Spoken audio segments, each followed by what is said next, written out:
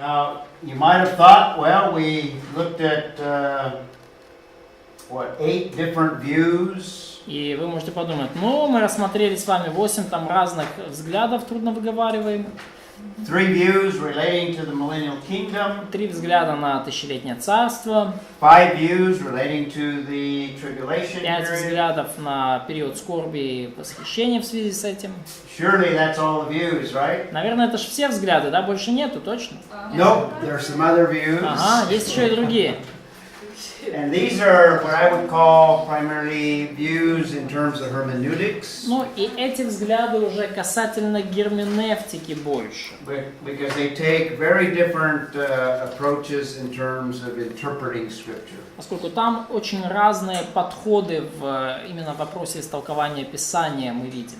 Now these are oftentimes more specific to the book of Revelation. И порой эти взгляды, они уже более конкретно относятся к истолкованию книги Откровения. But they also are applicable on a broader eschatological basis. Но они также применимы на уже более, с точки зрения более широкой эсхатологической перспективы.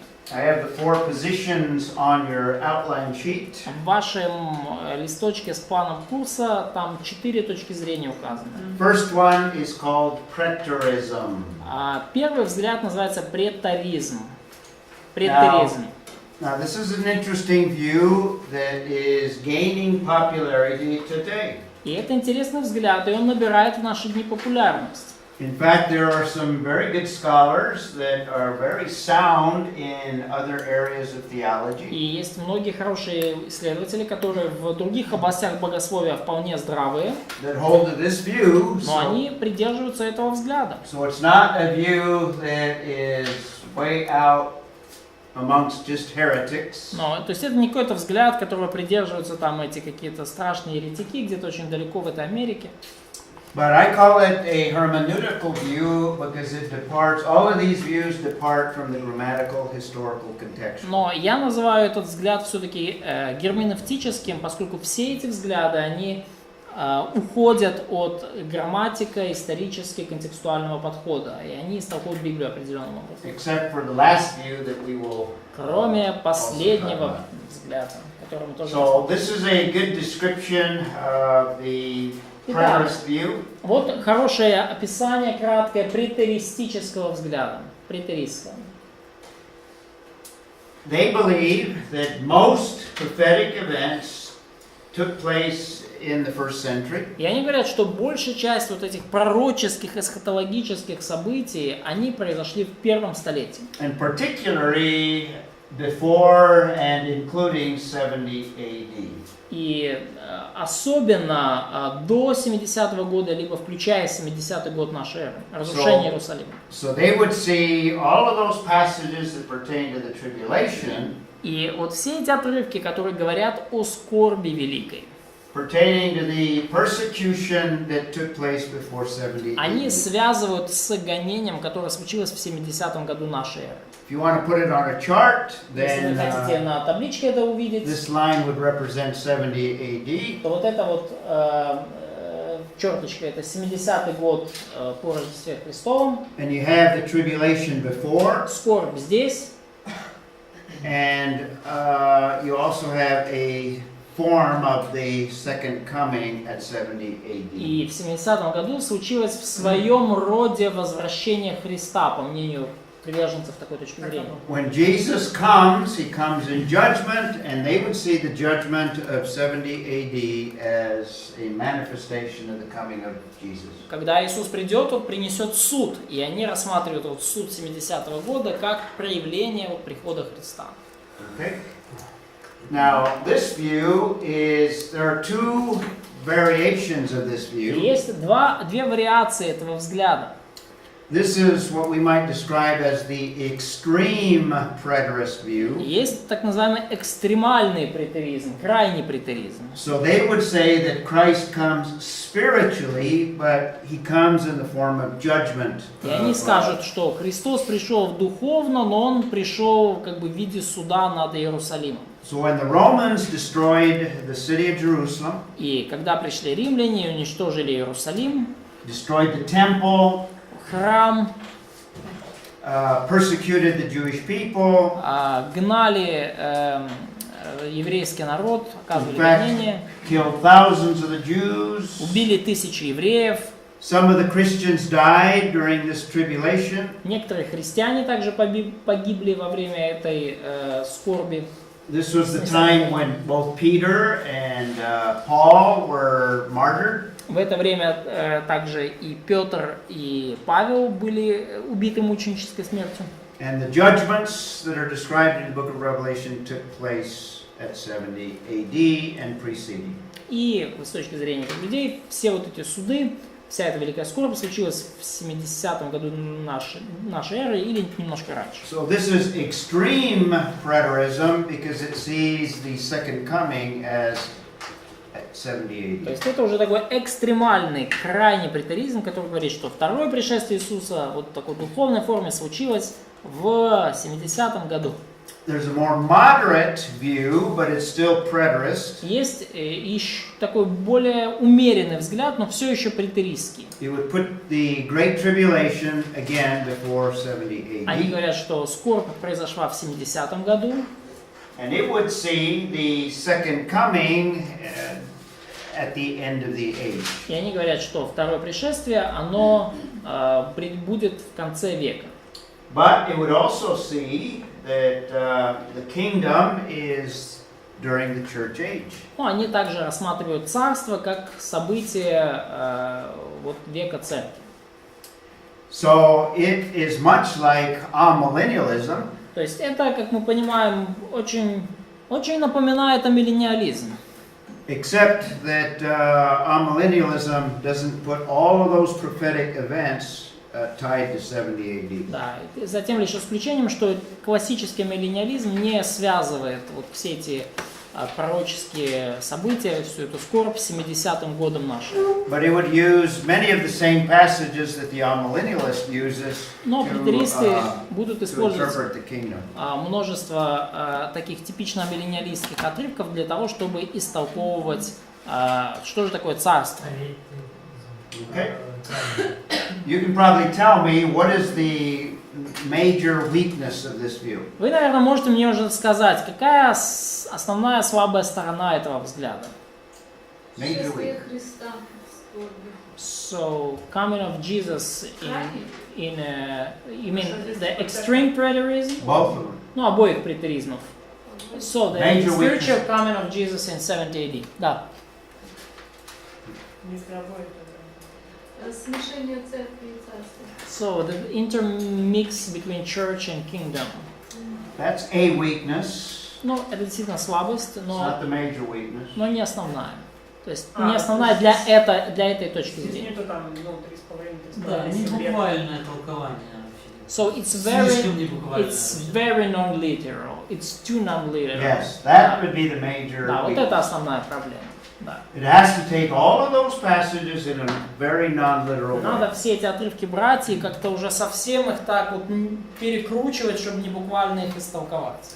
Now, one positive thing that the writers of both forms of preterism give us, Но одна из таких довольно позитивных вещей, которые дают нам авторы претеристы, they've done a lot of work on the history of this period of time between the crucifixion and 70 AD. конечно же, в силу своего взгляда, они значительные усилия приложили к историческому исследованию событий с, условно говоря, от распятия до 70-го года.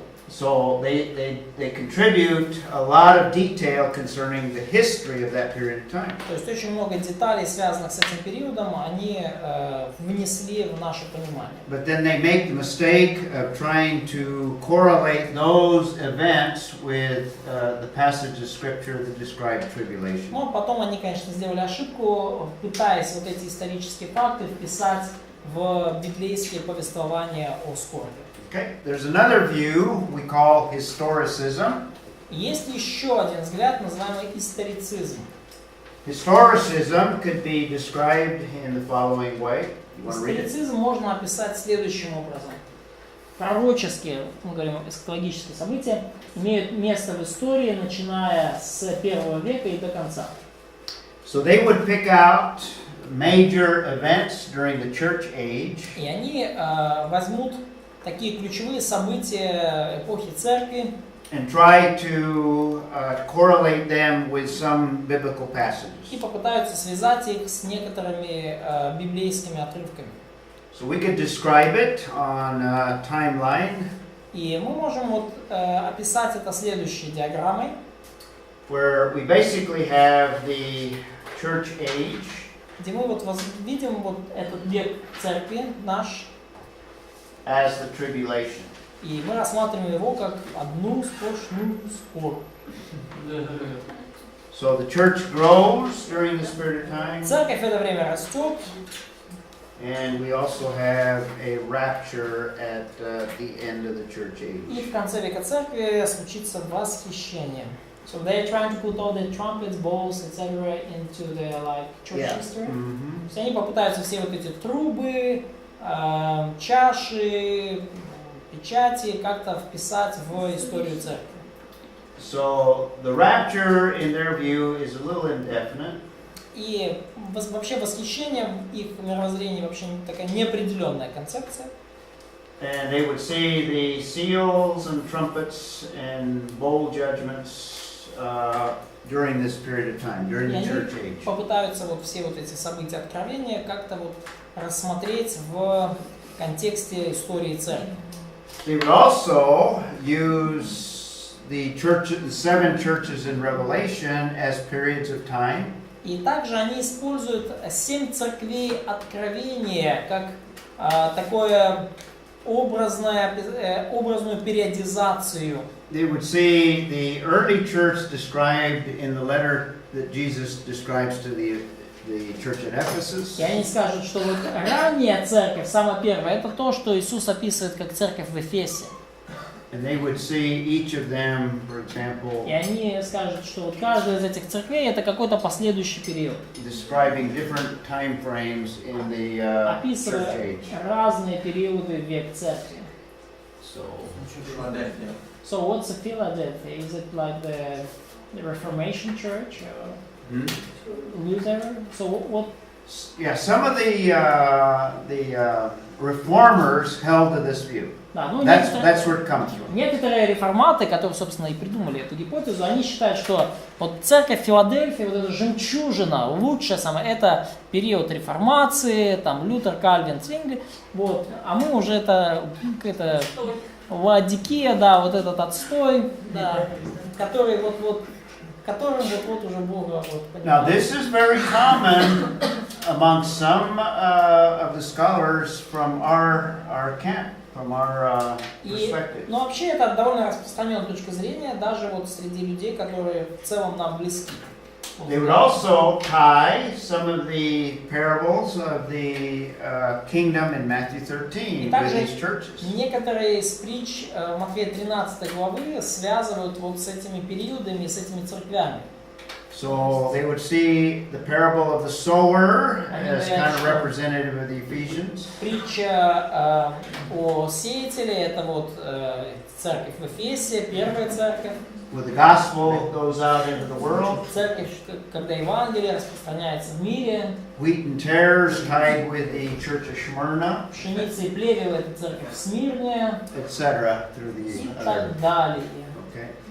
Now, one of the reasons I don't interpret Revelation, the seven churches, in this way, И одна из причин, по которым я не истолковываю 7 церквей откровения таким образом, because it would mix the historicist view with the futurist view that I hold to.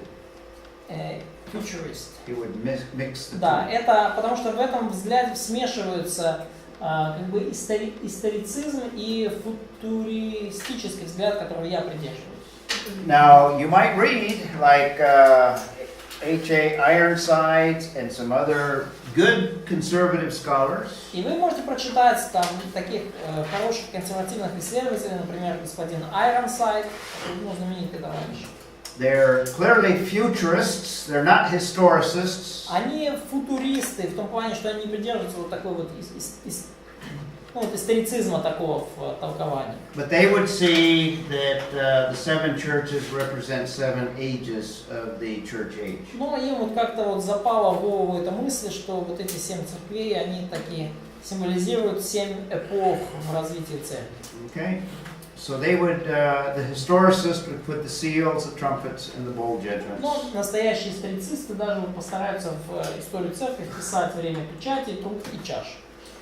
Now, let me look at my notes to give you some examples of some of the things that they tie. Ну вот давайте даже сейчас посмотрим в конспекте некоторые события, которые они пытаются связать. Some examples. For example, they see the seal judgments as the fall of the Roman Empire. Например, они рассматривают суд печати как падение Римской империи. Some of the seals and the trumpets and the bowls will be fulfilled during the church age, as I show on the chart. Да, то есть некоторые из вот этих печатей, чаш, труп исполнятся во время церкви, век церкви, как я показывал на диаграмме. But most of the historical events that they use, they tie to European events. Но большую часть исторических событий, с которыми они связывают эти суды, они связывают с событиями в Европе. For example, the trumpet judgments, we have 6 of them here. Суды труб, их 6 в Откровении. First trumpet judgment, the invasion of the Goths. Первый суд труб – это вторжение готов под руководством Алариха Second в Рим. trumpet, invasion under Genseric. Да, второй суд труб – это вторжение под руководством Генсерика, Third trumpet, который Северную Африку захватил. Third trumpet, invasion of the Huns. Третье – это вторжение гуннов под руководством Аттилы, которые разрушили Центральную Европу. What was very popular during the Reformation is the beast or the Antichrist was the papacy. Популярный взгляд во время реформации, что зверь или антихрист – это Папа Римский. The little book in Revelation 10 is the Protestant Reformation. И маленькая книга в Откровении 10 главе – это протестантская реформация. Bowl judgments, the French Revolution. Суды чаш – это французская революция. The locust would be the Islam and Mohammedan Саранча – invasion. это ислам, это как бы вот эти все войска Мухаммеда. That just gives you an idea. Different writers would tie different events. Вот просто вам как идея, да, что разные авторы разные связывают события там по-разному. So that's the historicist view. Итак, это взгляд историцистов. There's another view that is very much allegorical in its interpretation. Есть еще один взгляд, весьма склонный к аллегориям в истолковании. Called the idealist view. Называется идеалистический взгляд. And a description of it, it's a picture in symbolic form of eternal principles. И как бы они это описывают как, что в книгах типа Откровения вечные принципы изображаются в символической форме. So the book of Revelation and other prophetic passages, Книга Откровения, другие пророческие отрывки, малые пророки they are describing not events, but principles. и большие. Они описывают не события реальные, они описывают вечные принципы. So they don't emphasize history or the future history. То есть они не описывают историю, там, прошлую или будущую. But they look at principles. For example, God wins in the end. Но, например, они находят там принципы. Бог всегда в конце побеждает. God judges, and He judges in a variety of ways. Бог судит, осуществляет суд и осуществляет суд разными способами. So a very allegorical Очень approach. такой аллегорический подход. So those are the various views I hold, and I believe you do, to a futurism. И вот это разные взгляды. Я лично придерживаюсь, надеюсь, вы также, взгляда, называемого футуризм.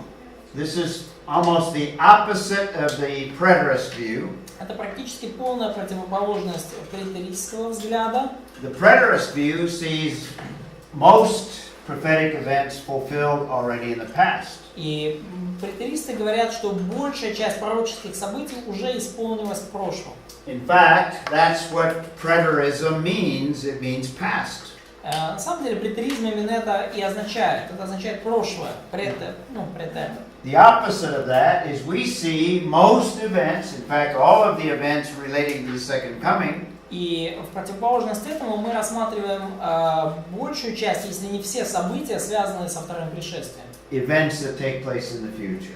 как события, которые произойдут в будущем. So we could describe this view as most prophetic events taking place in the future. И мы можем описать этот взгляд фразой, что большая часть пророческих событий будет иметь место в будущем. This is the only view that maintains a consistent hermeneutic. И это единственный взгляд, который позволяет нам последовательно истолковывать Писание. The only view that takes a literal or grammatical, historical, contextual approach. Это единственный взгляд, который нам позволяет спокойно использовать буквальный, то есть грамматика, исторический, контекстуальный подход. So the only view that is consistent in hermeneutics И таким образом единственный взгляд, который последователен в своей герменевтике, is the premillennial view in relationship to the millennium. это премиллениалистский взгляд в отношении тысячелетнего царства. The only view that maintains a literal approach is the pre-tribulation rapture view. Также единственный взгляд, который позволяет буквально нам истолковывать Писание, это претрибуляционистский взгляд на великую скорбь и восхищение. So also the only view that holds to a literal view is the futurist view. И также это футуристический взгляд на пророческие события. All the other views, amillennialism, postmillennialism, Все остальные post-tribulationism, взгляды, вот эти амиллениализм, постмиллениализм, пострибуляционизм, мистрибуляционизм, частичное восхищение, идеализм, претеризм, историцизм. all of the views have to be inconsistent in their hermeneutic or they depart entirely from it. Чтобы вам их придерживаться, вам надо проявить непоследовательность в своей герменевтике, либо вообще на герменевтику забить полностью. So if you want to put all of these hermeneutical views on one chart, Поэтому если вы хотите все эти герменевтические взгляды на одной табличке видеть, the approaches in this last category, то есть вот эти подходы к пророческим событиям, вот это из последней категории, последние 4. preterism sees most of the events fulfilled shortly after the crucifixion. Претеризм говорит, что все эти события произошли вскоре после распятия. Historicism, Историцизм говорит, что preterism. Historicism sees events progressing throughout history, beginning, говорит, что все эти события, они разбросаны по истории. and as time goes on, different events are fulfilled. Когда вот время будет тикать, то разные события будут происходить. That's historicism. Это историцизм. Idealism doesn't look at events, but looks at principles. Идеализм вообще не смотрит на события, это слишком низко для них, они смотрят на принцип. And it's only the futurism that sees most of the events fulfilled in the И future. только футуризм рассматривает все эти события как те, которым надлежит еще исполниться в будущем. Okay? So those are the hermeneutical approaches. Вот это вот герменевтические подходы. But everything that we talked about was very important. То, о чем мы будем говорить, это весьма важно. Otherwise, we wouldn't be able to understand the following things that we'll discuss in eschatology. И очень здорово, что мы вот это вступление прошли, потому что без него нам трудно было бы понимать все, что мы дальше будем говорить об The эсхатологии. other outline is on the back of your sheet. Следующая часть плана, она уже с другой стороны ваших распечаток. And the major area of eschatology deals with the nation of Israel. И ключевая сфера эсхатологии относится к народу израильскому. So the rest of today and tomorrow we'll talk about Israel in И eschatology. остаток сегодняшнего дня и весь завтрашний день мы будем говорить о Израиле, роли Израиля в эсхатологии. One of the things I'm going to stress is that all eschatology is Jewish. И что я хочу подчеркивать снова и снова, что эсхатология это вся эсхатология, это еврейская штука. In fact, as I said yesterday, I believe that world history is Jewish. И как я уже сказал вчера, с моей точки зрения, вся мировая история вообще крутится вокруг Израиля и евреев. And you'll see that as we go through the rest of the course. И вы увидите это, когда по мере того, как мы будем проходить курс.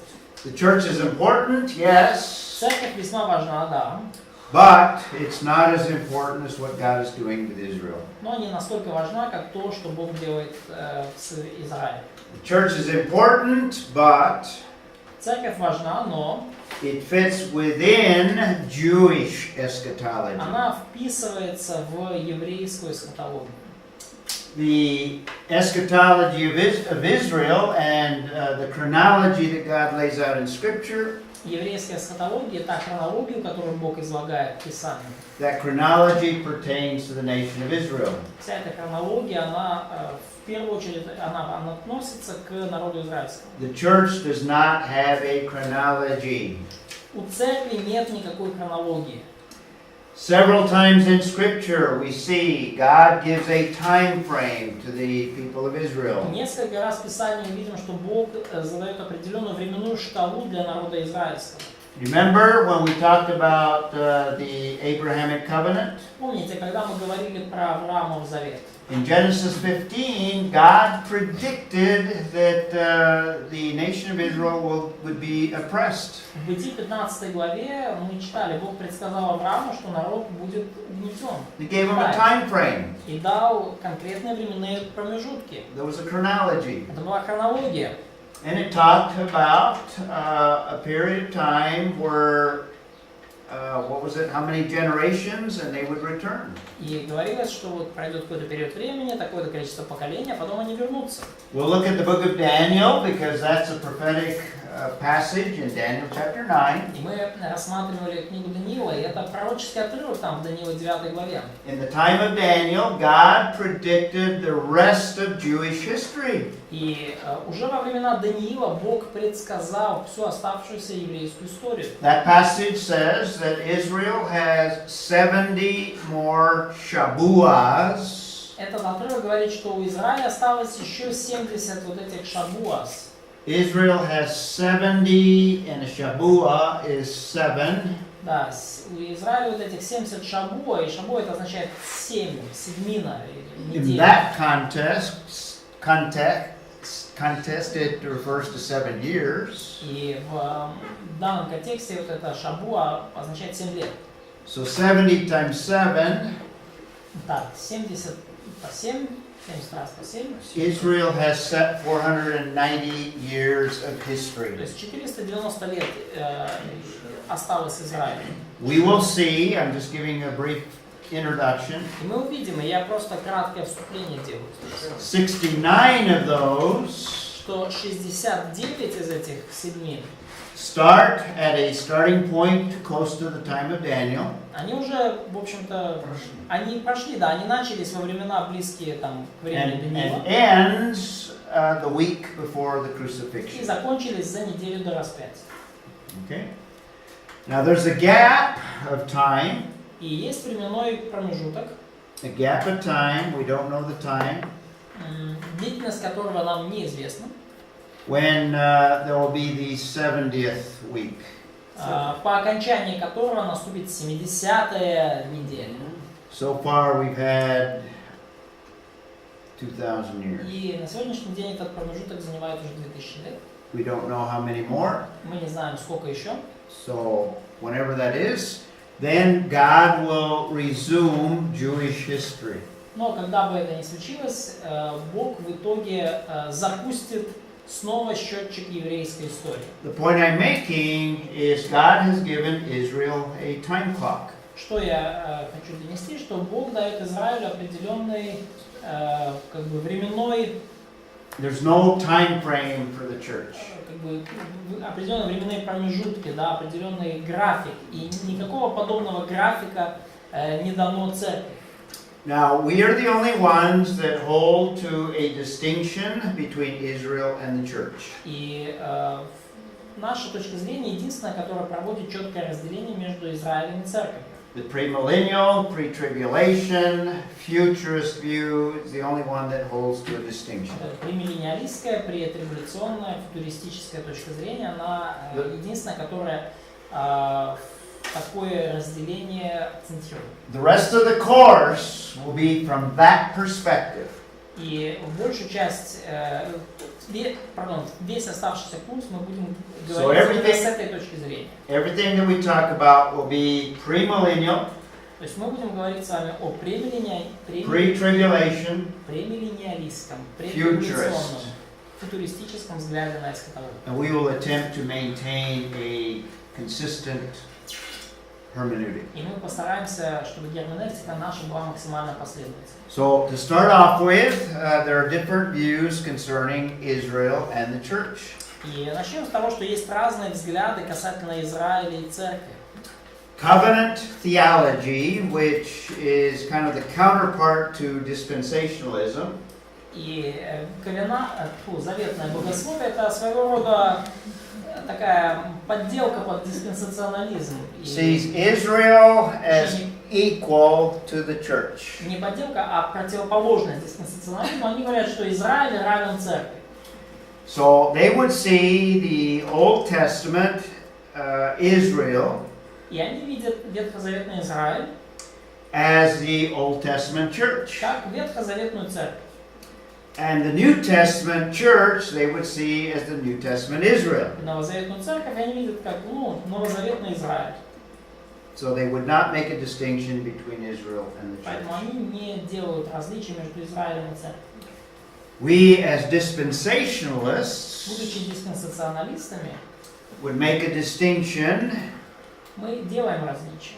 We make a distinction between Israel and the Мы church. говорим, что Израиль не церковь, Украина не Россия. And there's many things that we can point to that the scriptures make a distinction. И есть многие моменты в Писании, на которые мы можем указать, говоря об этом различии. Israel is a nation. Хорошо, Израиль — это нация. Is the church a nation? Является ли церковь нацией? No. Нет. Okay. Israel has a line from Abraham, in other words, a distinct line of descendants. Израиль происходит из конкретного рода, да, Авраам, Исаак, Иаков, то есть конкретная вот генеалогия, генеалогическая линия. Is there a distinct line within the church? Есть ли какое-то родство такого рода в церкви? No.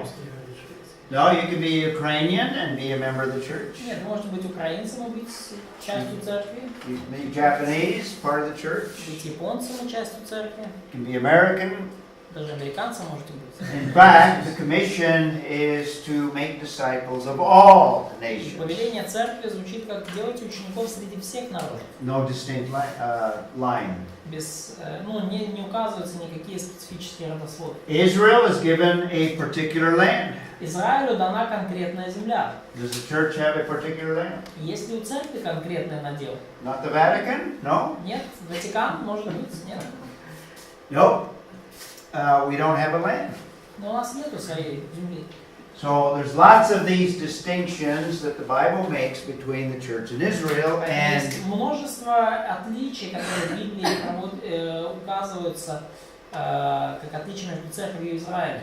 so our approach to Bible prophecy makes that sharp distinction. И поэтому наш подход к библейским пророчествам, он учитывает это четкое разделение. And that's the main reason we don't see the church in the tribulation, И это основная причина, по которой мы не видим церкви во время Великой Скорби. and we see God working again with Israel, completing their history. И мы видим, что во время скорби Бог снова трудится с Израилем, завершая их историю. So this is a very important starting point. И это очень важная начальная точка.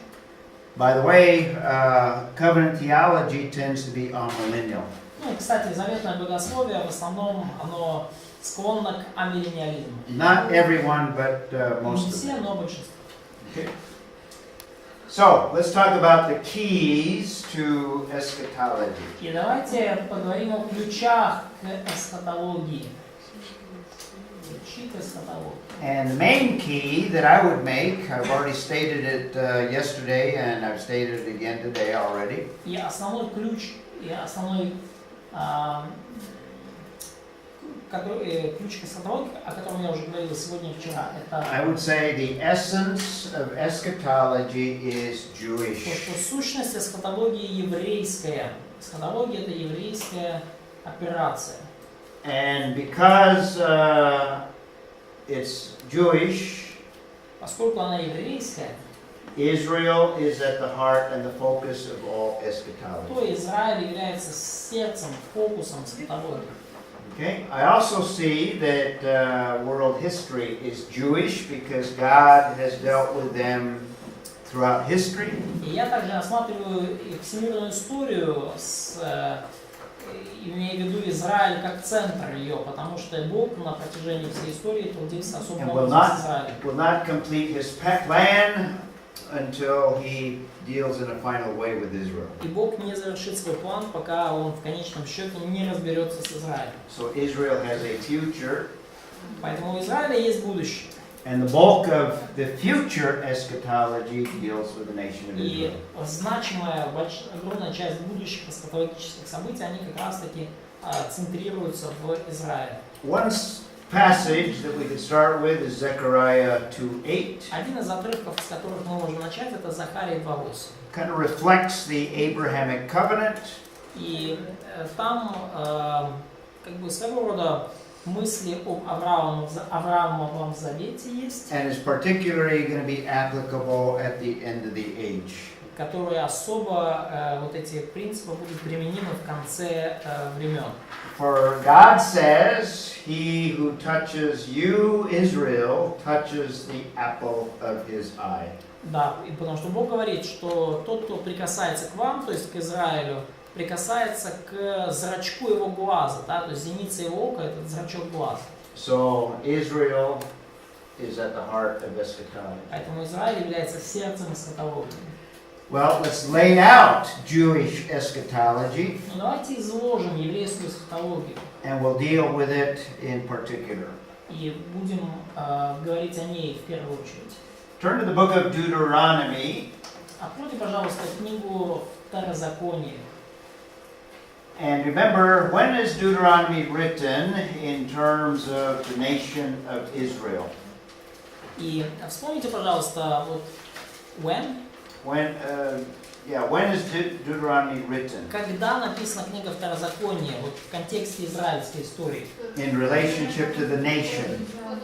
А? Before they enter in the land.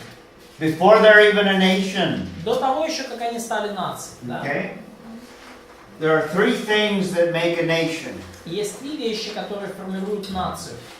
You probably remember from the last course that I mentioned. Может быть, вы помните из прошлого курса. Земля Law, land и мова. and language. No? Нет? А? People. Language is just a part. Yep. People. Who said it? Народ. Кто сказал? Ира. Okay. Common people. Во-первых, люди должны быть. Now, God brought a common people out of Egypt. That was the first stage. И Бог вывел народ, толпу, кучу людей из Египта. Вот это была первая фаза. That's the Exodus. Это исход.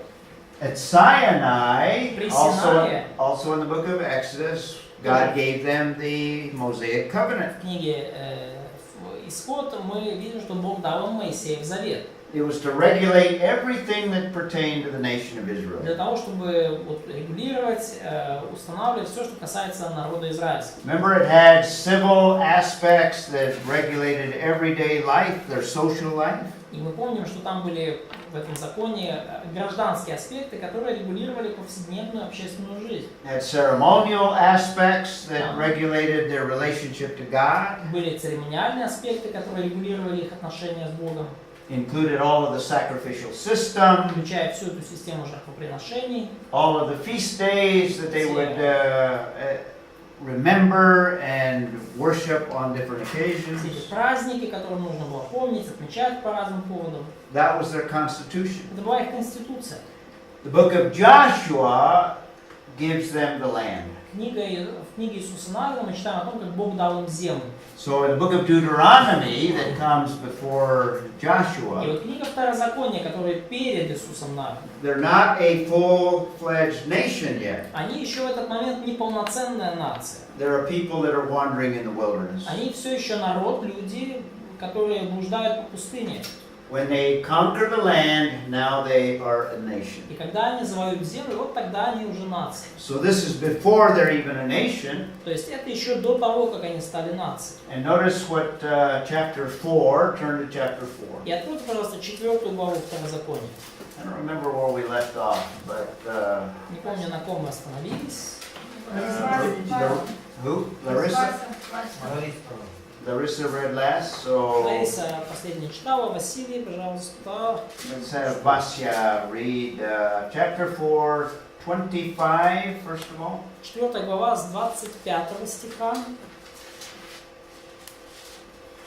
Ибо, если же родятся у тебя сыны, и сыны у сынов твоих, и долго жившие на земле, вы развратитесь, сделаете изваяние, изображающее что-либо, и сделаете зло сие пред очами Господа Бога вашего, и раздражите его, то свидетельствует с вами So he reads 26. сегодня. Oh, just 25. Так, просто 25. Okay. Notice what it says. Обратите внимание, что в 25 стихе Remember, говорится. they're not in the land yet, Помните, они еще не в земле. but he says when you become a father of children, and children's children, many children, Вот когда у тебя будут дети, внуки, правнуки и так далее, you're going to be in the land a long time. ты уже будешь в земле долгое время, But пустишь what, корни. what is he predicting already? Но что предсказывается здесь уже? Долго жить на земле. Развратитесь. Ага, the corruption. Corruption of the nation. Развращение в народе.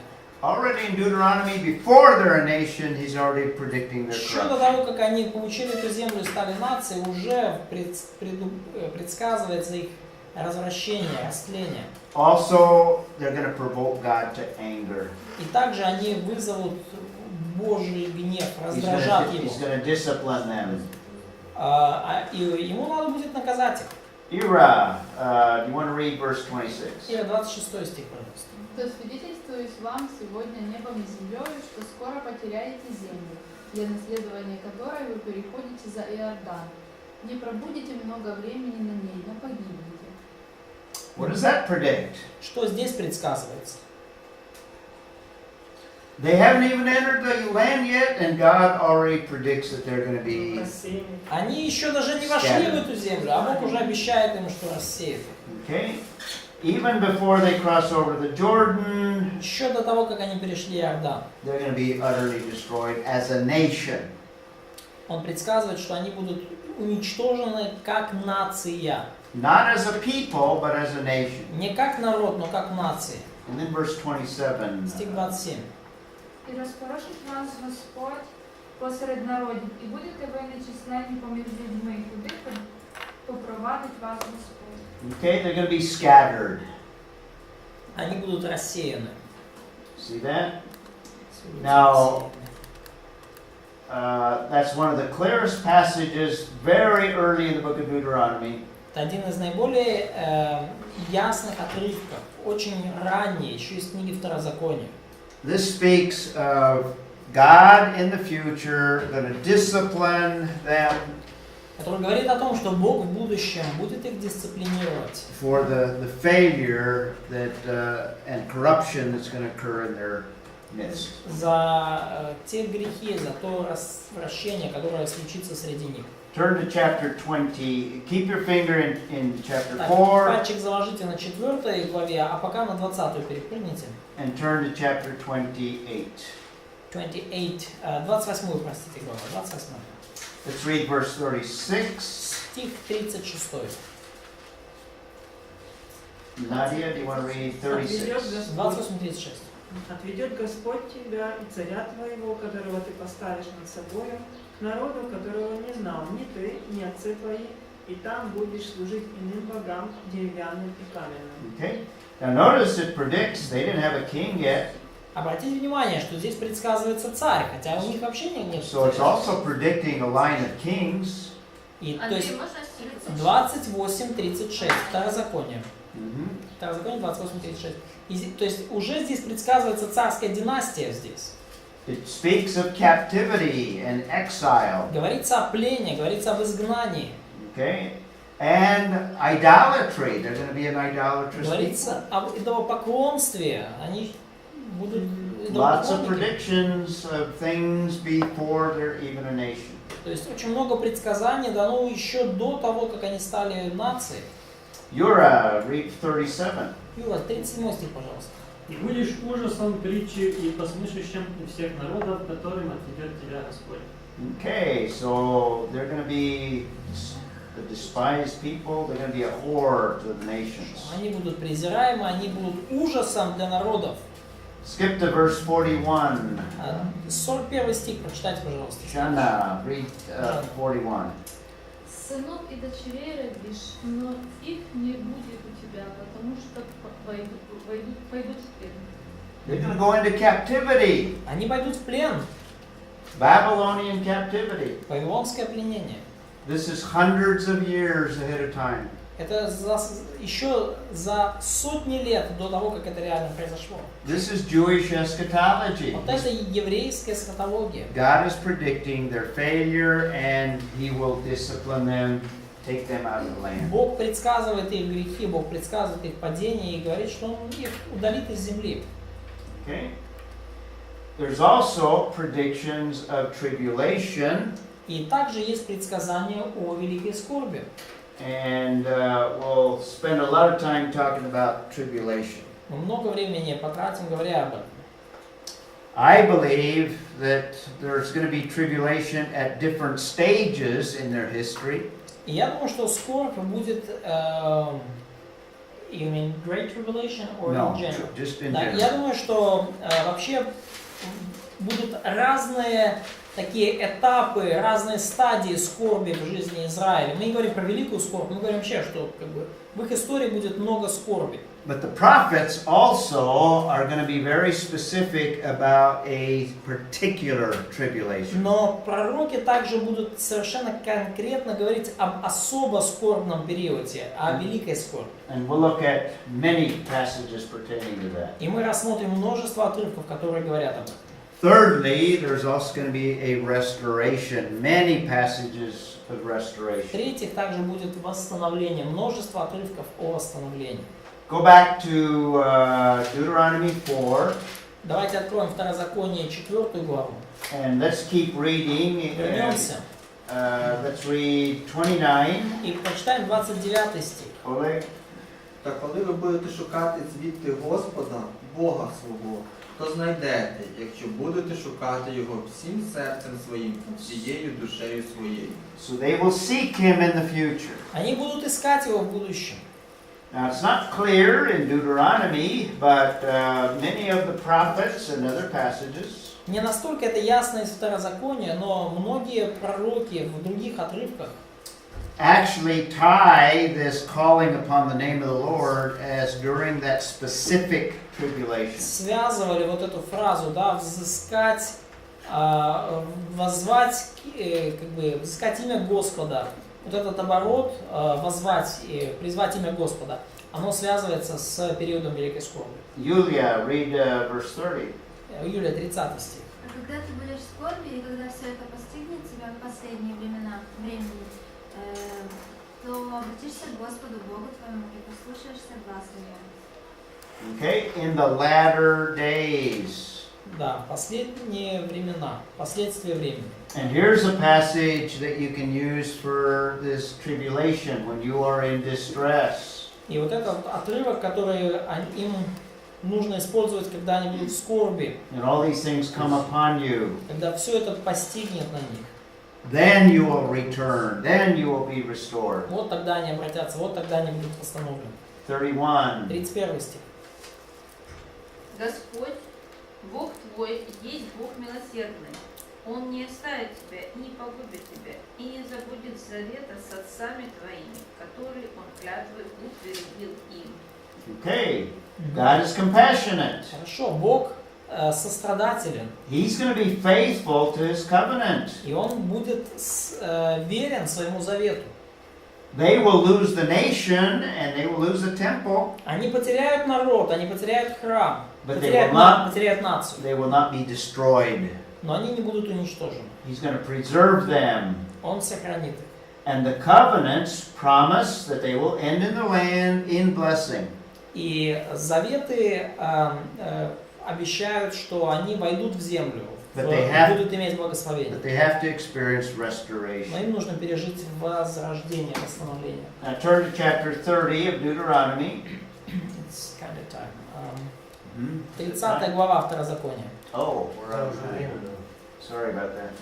Let's close with this passage. Давайте завершим Второзаконие 30 глава. I thought we went to 3:30, but no.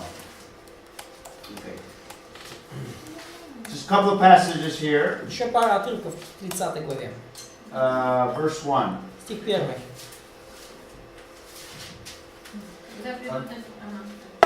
Когда придут на тебя все слова сии, благословение и проклятие, которое изложил я где?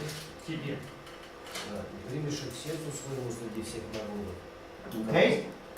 которых рассеет тебя Господь Бог. Okay.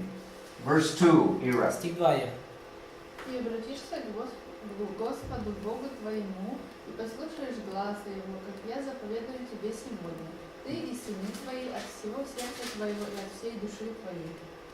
3. То поверне з неволі Господь Бог твій тебе, і змилосердиться над тобою, і знову позбирає тебе з усіх народів, куди розпорушив тебе Господь Бог твій. Okay.